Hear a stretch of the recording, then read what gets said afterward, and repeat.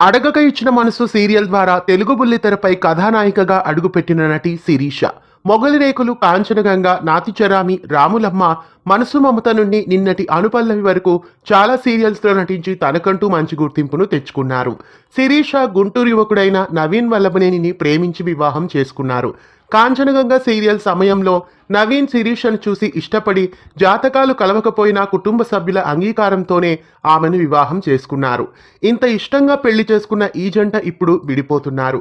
కారణం ఏంటని చెప్పకపోయినా భర్త నవీన్ నుండి విడిపోతున్నట్లు సోషల్ మీడియా ద్వారా ఓ నోట్ని పోస్ట్ చేశారు శిరీష. నవీన్, నేను ఒకప్పుడు హస్బెండ్ అండ్ వైఫ్. ఇప్పుడు పరిస్థితుల కారణంగా మేము విడిపోవాల్సి వచ్చింది. మీ రెస్పెక్ట్, అండర్స్టాండింగ్ని మేము కోరుకుంటున్నాము. మమ్మల్ని క్రిటిసైజ్ చేయొద్దు.